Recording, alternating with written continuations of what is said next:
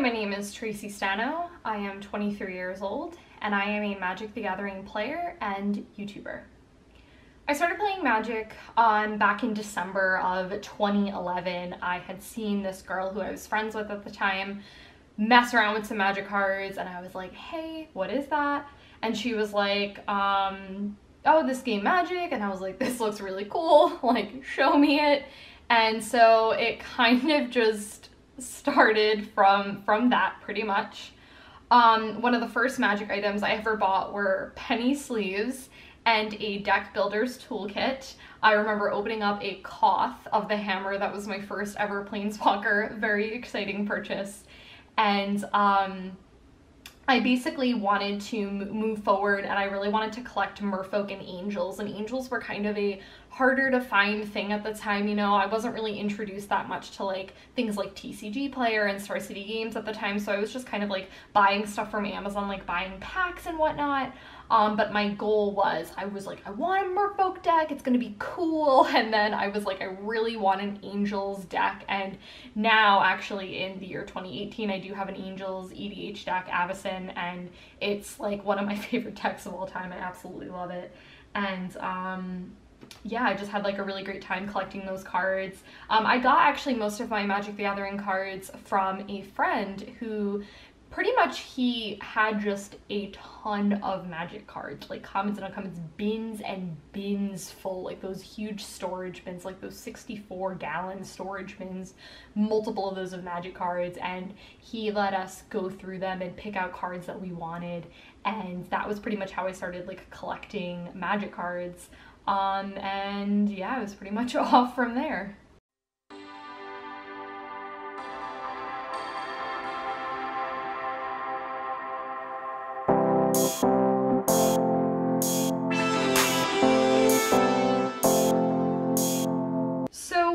In the beginning of my Magic origin, I pretty much played mostly 60 cards. I had no idea what formats were. I just kind of like put cards together. I had like a 60 count angel deck, which was at like some point, which was like, I read like Gideon's Lawkeeper, and it was like my friend's most hated card. It was like super awesome. And I read like a ton of really sweet angels. I had like this merfolk deck. I had like elves.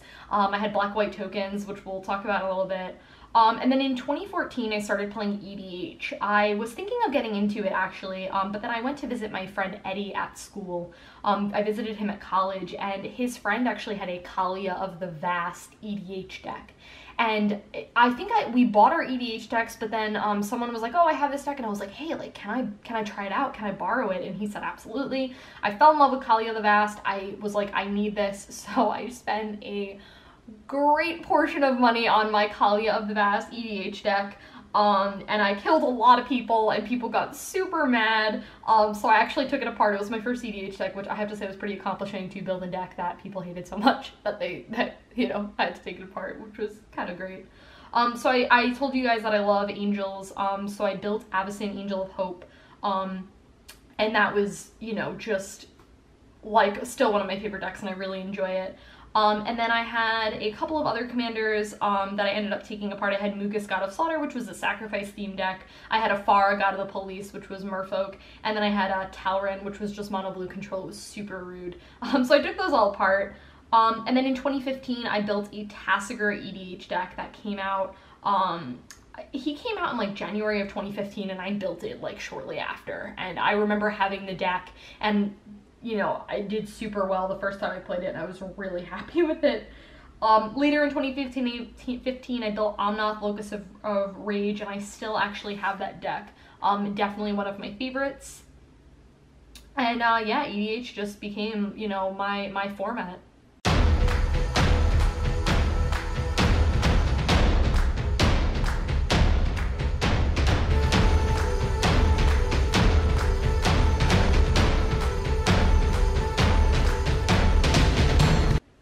So I started playing competitively in 2015. I had this black-white tokens build, and people told me that it was really good, and even people who, you know, I was playing against people who, like, yes, had more casual 60 decks, 60 count decks, and even they were like, this deck is really good, it's very aggressive, and it just makes a lot of these 1/1 flyers, and you run Intangible Virtue, and, like, you know, it was just the juice. It was so great. So we kind of made like a pact, I would say, with a couple of my friends, my boyfriend Paul, my friends Eddie and Justin, where we said we would all get into competitive Magic at the same time, into Modern, and we started competing. At the time I was dating this guy Zane, who's actually a still good friend of mine. I know people say you like can't be friends with your exes, but we're actually friends and we still keep in touch. And he worked at my local game store at the time, and he helped me with the deck, he helped me with the sideboard, he just helped me overall be a better player. What I ended up doing after I refined my deck and added, more competitive elements to it is I bought my deck to a PPTQ in August of 2015. So I pretty much started playing competitively in like July. So about a month later, I took this deck to a PPTQ. I had like no expectations whatsoever. I was like, I'm gonna lose every round. Yeah, well, okay, that didn't happen, is I kept winning and winning. And moral of the story is I got into the top 8 of my first ever Magic the Gathering tournament, which was like the most surreal day of my life. Zane was awesome, and all my other friends were like really supportive. It was just honestly still one of the craziest days of my life. So I basically, tying this into YouTube around that time, I wanted to start making videos around 2015 because I wanted to help myself, I would say. I wanted someone to talk to and somewhere I could, listen to. So I started making videos around this time about getting into competitive Magic, and that's pretty much how I started making YouTube videos.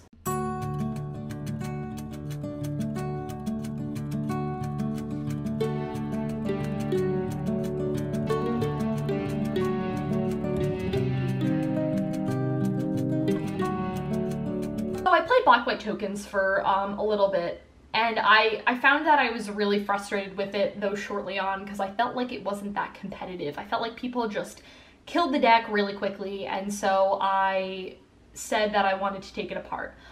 Zane and another one of our friends were on the Bloom Titan train, and I was like, I have to build this deck.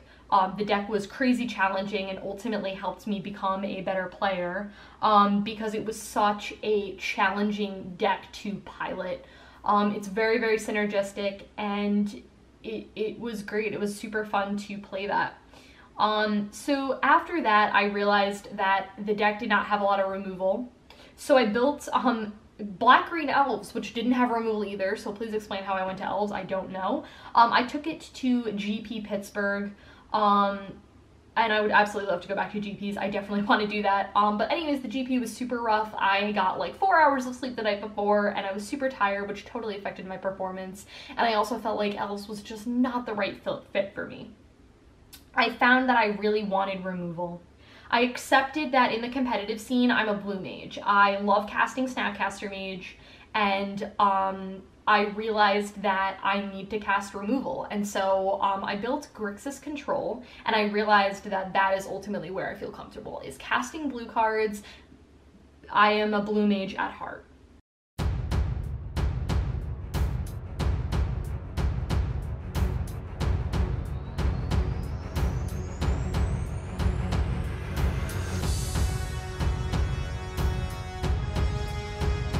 I really loved Grixis, but I realized that it wasn't, unfortunately, a good time. This was going in like 2016. A little bit later in 2016, I realized that it wasn't a good time for the deck, unfortunately. So in May of 2016, I took Grixis Control apart. I wanted to build a blue-white control. I thought maybe that was a little bit, I was going to be a lot more comfortable with that deck. But honestly, for me, it wasn't the right time for competitive Magic, and we broke up.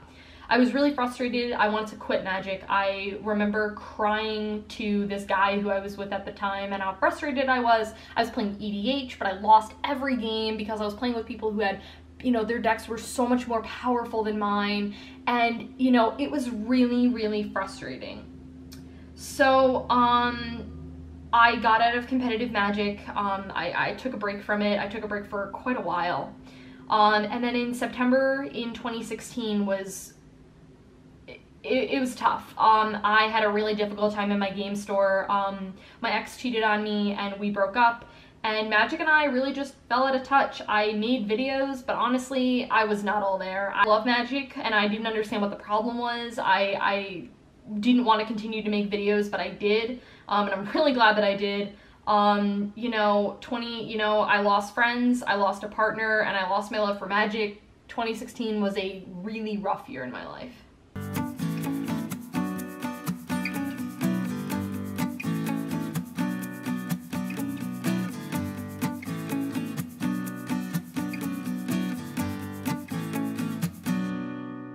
So now we jump ahead to the year 2018. In February 2018, I moved to Texas with my best friend and boyfriend. Paul and I have been best friends for 10 years. So we moved to Texas. We moved all the way from New York to Texas, totally different environment. We live in Austin and we love it. It's great because I live with someone who plays Magic, so I can tell him to play Magic with me whenever I want. It's great. Pretty much this 2018 has been just a fresh start with life, a new LGS. My old game store had a lot of bad memories. Like I said, I lost a lot of friends and, you know, exes that I didn't want to talk to anymore. It was just really, really rough. One of my first times going to my local game store, I actually got a sponsorship with them, Mage's Sanctum. Basically, I get to create better content on YouTube, more unique content, and honestly, it's still so surreal to have a sponsorship, my first one ever. I'm really fortunate to be in such a privileged position, and I'm really happy. I hope that I continue to grow and keep playing Magic at my LGS. I really love it.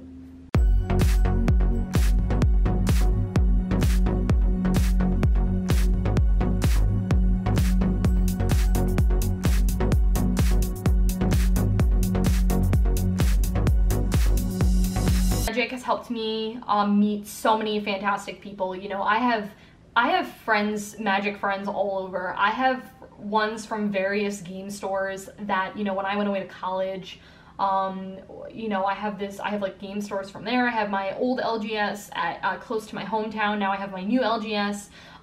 You know, meeting people at tournaments. Like I have so many friends all over. It's really amazing. Magic's the one thing when I play, I don't want to do anything else. I really enjoy it genuinely. Winning, don't get me wrong, is very satisfying, but I really love casting Snapcaster Mage K Command or having Avacyn plus a board wipe in EDH. Like, you know, I know some people out there say that they only play Magic to win, but I'm not one of those people. I love Magic genuinely, and, you know, there's some cards that I really just never get tired of casting, and I hope I never lose that spark.